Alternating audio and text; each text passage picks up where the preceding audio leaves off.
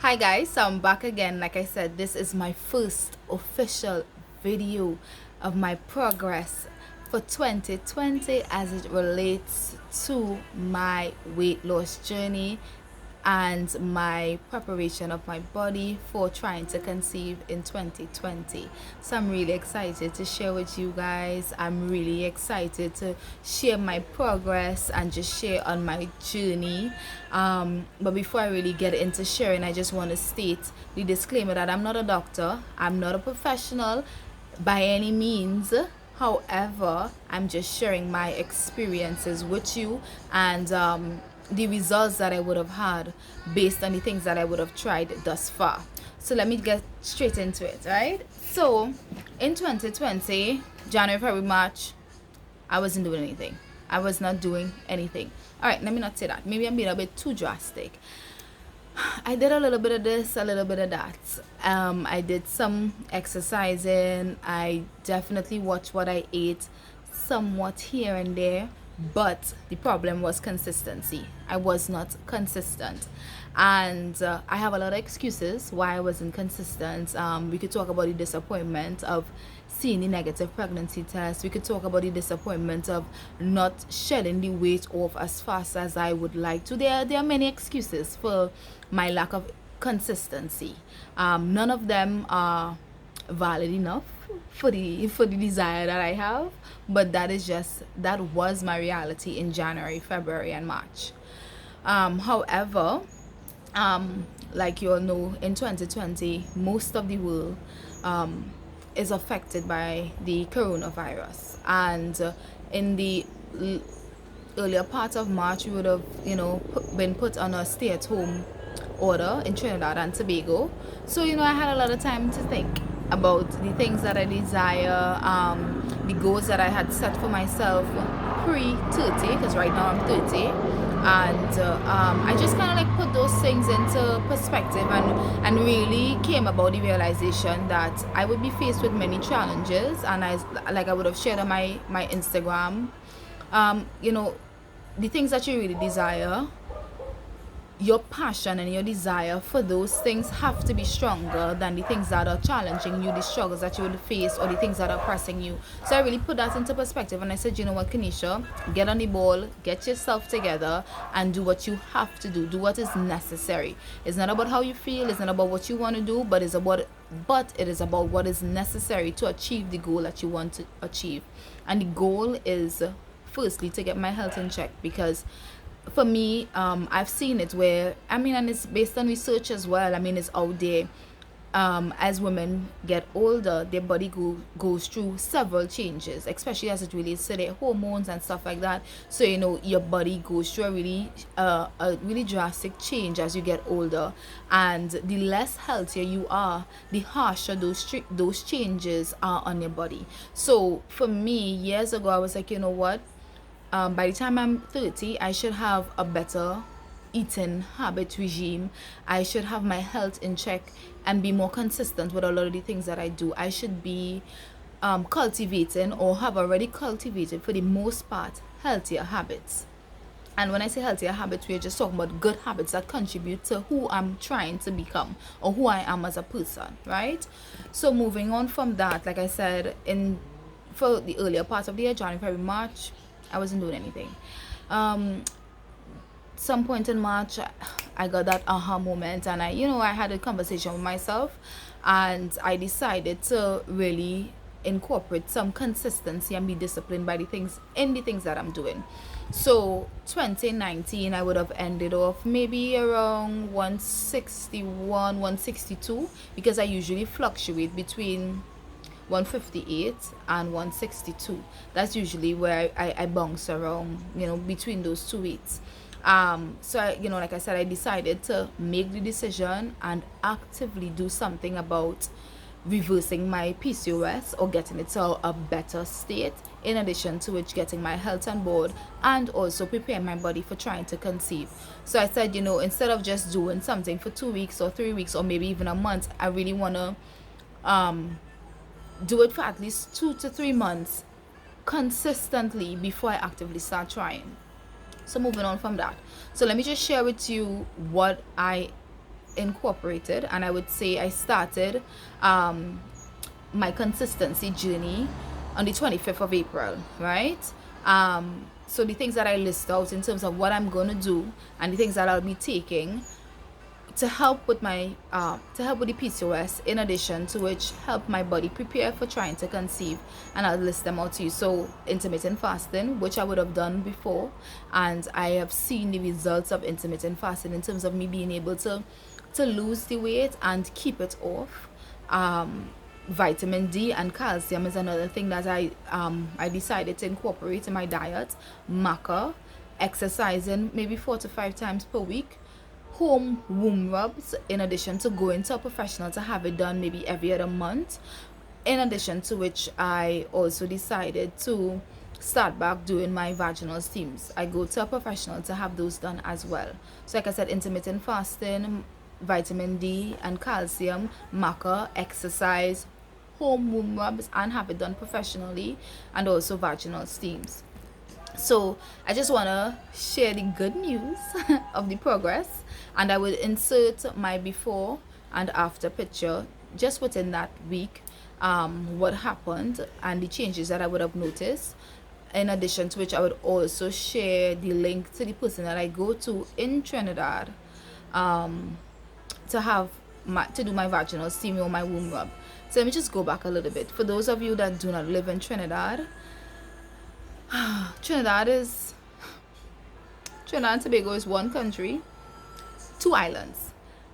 Trinidad and Tobago, one country, two islands.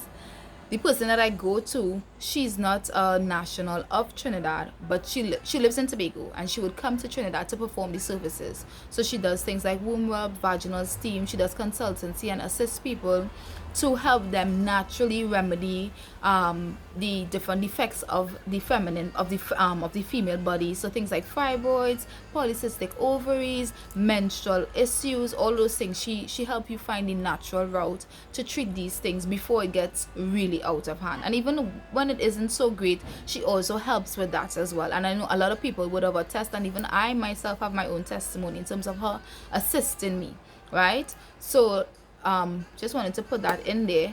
So let me just go through some of the benefits as it relates to the things that I'm going to be doing. Hold on, did I share with you guys that in 11 days I lost 6 pounds? So I would have started my intermittent fasting on the 25th of April. I was 161 pounds, 0.51. I want to give you exact digits because that makes me feel so much better. And on the 5th of May, I weighed 155 pounds, 0.4. 155.4 pounds, 6 pounds down, right? Just within a week. And it was just so good to see. What I did, I purchased a scale, so in the morning I'd weigh to see what my weight is pre having something to eat, and I would also weigh in the evening time, maybe around 7 o'clock, just to see what my weight has changed to after I would have had my meals. So let me just dive into the benefits of some of the things that I'm doing. So like I said, I reintroduced intermittent fasting, and some of the benefits for intermittent fasting is that it helps with your weight and fat loss. It helps lower your blood sugar and your insulin levels.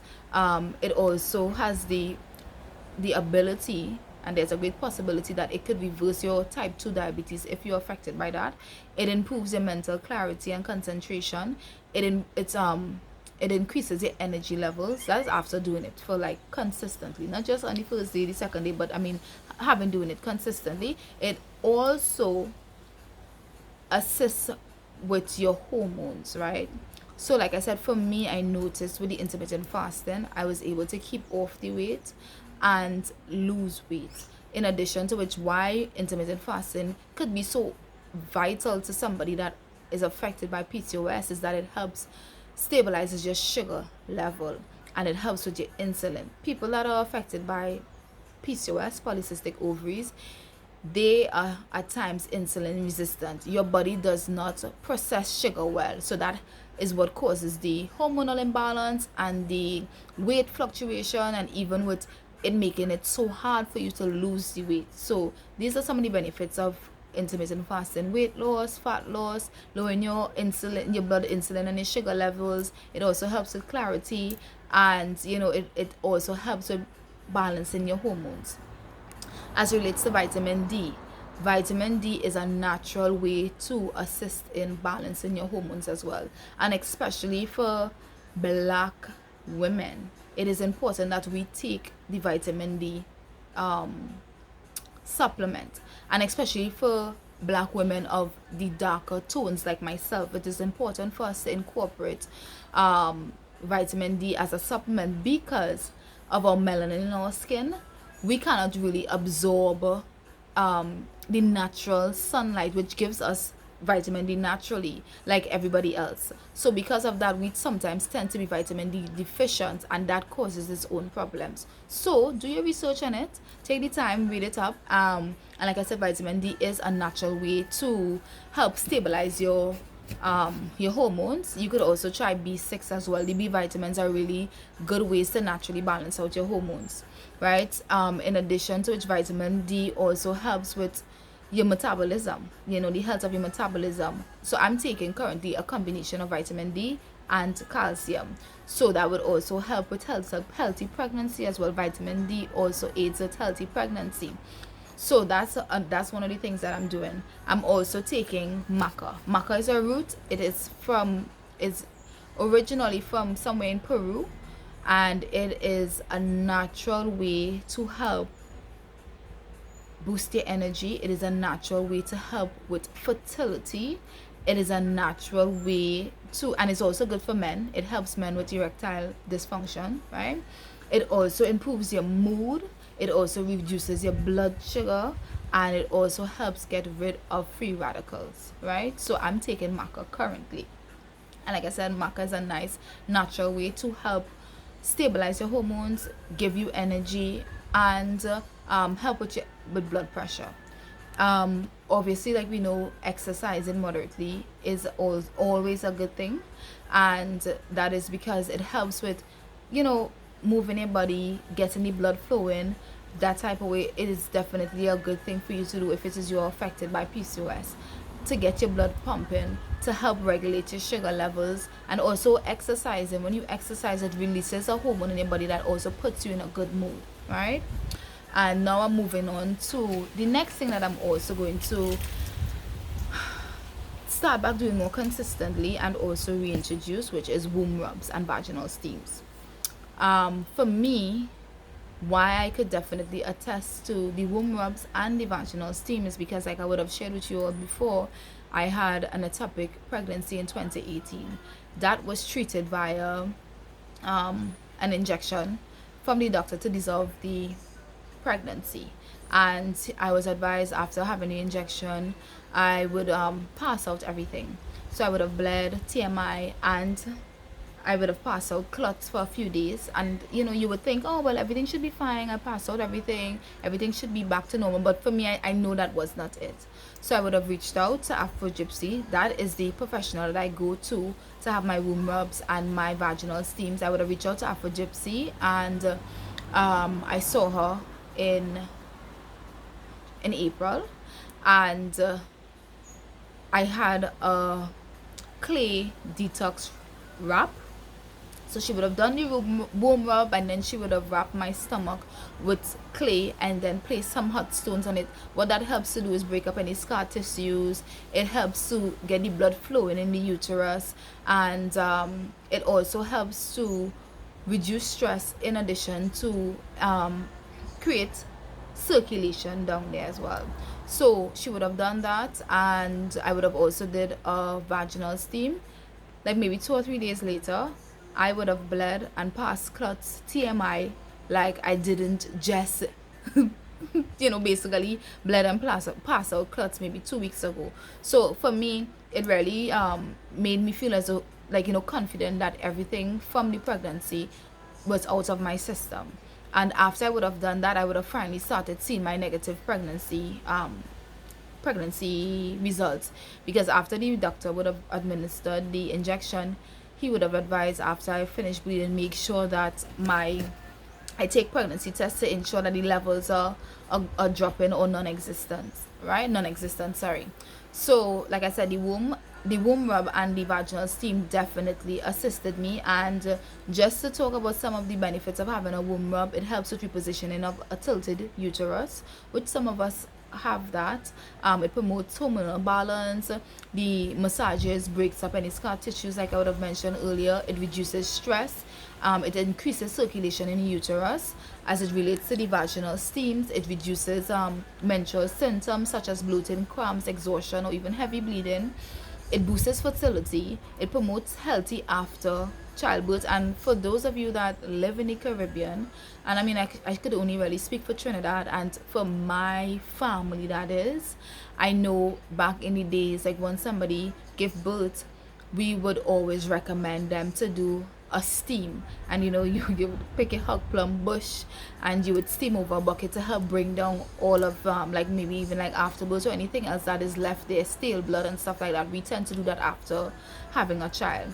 The vaginal steams also increase energy and reduces fatigue, and it also treats headache, right? So like I said, I would definitely put a link to Afrogypsy's Instagram page so you could follow her, and you could see some of the other services that she provides and see better detailing of the benefits of having having the womb rubs or the vaginal steams.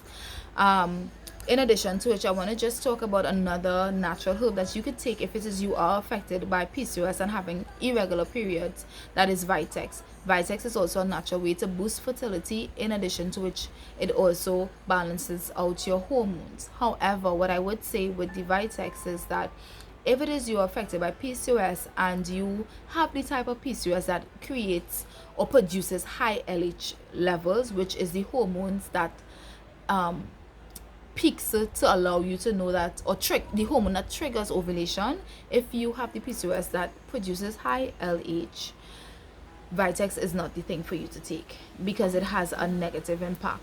So you could do your research on the Vitex, do your research on the Maca for those natural herbs, just to see the benefits and some of the side effects, and go cautiously and try it. And why I'm saying this is that I think sometimes we are quick to try the medical route or do the quick fix suggestions by the doctor or take different medication from a doctor, and they have numerous side effects, and we're okay and we're satisfied with these side effects, and not realizing that sometimes we're doing more harm than good. So the natural route, if it is you could definitely treat with certain things naturally, that is the better way to go. From my view, it's the better way to go because it's not as harsh on your body.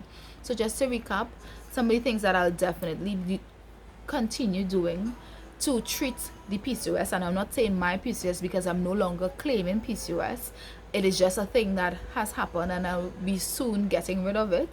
I'm going to continue my intermittent fasting. I currently do 16/8. I'm currently taking vitamin D and calcium. I'm currently also taking Maca, and I will reintroduce more consistent womb rubs at home before ovulation. And at some point, maybe next month or so, once things normalize, I'll probably have it professionally done. And I'm also going to reintroduce doing my vaginal steams. So all of those things are the things that I am currently doing. I'm going to continue doing to assist with my weight loss journey, my health journey, and my preparing of my body for my pregnancy in 2020, because I'm claiming that pregnancy in 2020, right?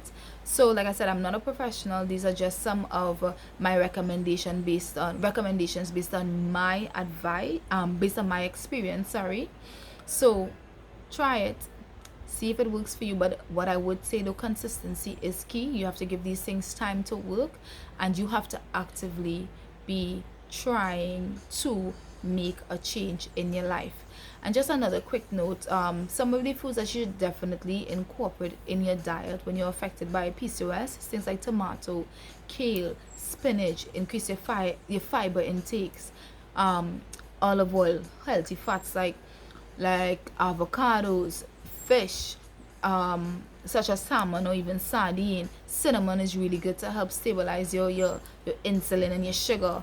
Turmeric, you could also incorporate some of those things into your diet, things that you should definitely try to avoid is sugary stuff. Definitely try to reduce your intake of sugary stuff.